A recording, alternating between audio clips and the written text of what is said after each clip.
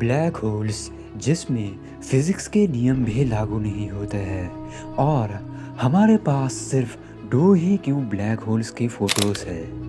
आइए जानते हैं कुछ रोचक तथ्य ब्लैक होल्स के बारे में।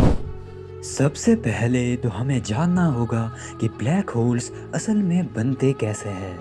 एक तारा ब्रह्मांड में दो तरीके से संतुलित रहता है, एक है ग्रेविटेशनल फोर्स और दूसरा है न्यूक्लियर फ्यूजन्स।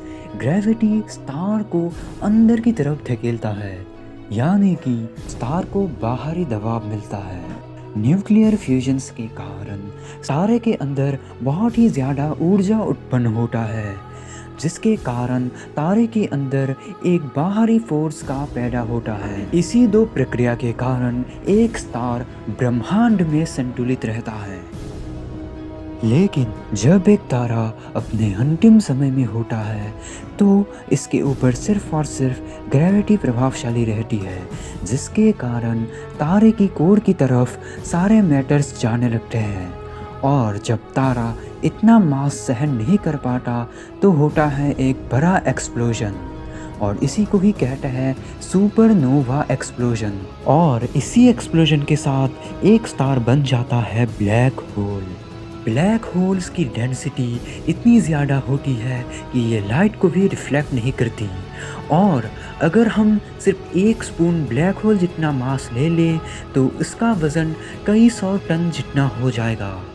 ब्लैक होल इतना मिस्टीरियस इसीलिए हो जाता है क्योंकि ब्लैक होल्स लाइट को भी रिफ्लेक्ट नहीं करती, जिसके कारण इसको ढूंढ पाना बहुत ही ज़्यादा मुश्किल हो जाता है। और हमसे करीबी ब्लैक होल भी 1560 लाइट ईयर्स दूर है, जिसका नाम जाया BH1 है।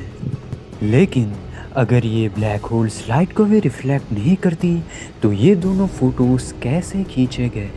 असल में इन दोनों फोटोज़ को लेने के लिए साइंटिस्टों ने नॉर्मल टेलीस्कोप का यूज़ नहीं किया था। असल में इन दोनों फोटोज़ को लेने के लिए साइंटिस्टों ने यूज़ किया था इवेंट होराइजन टेलीस्कोप। यह एक ग्रुप ऑफ टेलीस्कोप है जो कि पृथ्वी के अलग अलग जगह पर स्थित है। बेसिकली ये क्या करता है कि जब भी ब्लैक होल से रेडिएशन पास होते हैं तो उनके रेस को ये कैप्चर कर लेते हैं, और टाइम के हिसाब से ये एक एक करके जोड़ के एक फ़ोटो निकालते हैं। क्योंकि ये टेलीस्कोप्स अलग अलग जगह पर होते हैं तो इनसे कैप्चर किए गए फ़ोटोज़ भी अलग अलग होते हैं। इसी प्रॉब्लम का हल निकालते हुए साइंटिस्टों ने डिफरेंट टाइम में क्लिक किए गए इमेजेस को एक साथ जोड़ा और फॉर्म किया एक प्रॉपर ब्लैक होल का इमेज। अब ये सब सुनने में जितना सरल लगता है उतना है नहीं, इसीलिए सिर्फ हमारे पास दो ही ब्लैक होल्स के रियल फोटोज़ हैं। लेकिन साइंटिस्ट अभी इसी प्रक्रिया से और भी ब्लैक होल के इमेजेस क्लिक करने के लिए एक्सपेरिमेंट्स कर रहे हैं। मैंने जितना हो सके उतना कम टाइम में और सरलता से ब्लैक होल्स के बारे में समझाने की कोशिश की है। अगर आपको वीडियो पसंद आया है तो लाइक एंड सब्सक्राइब।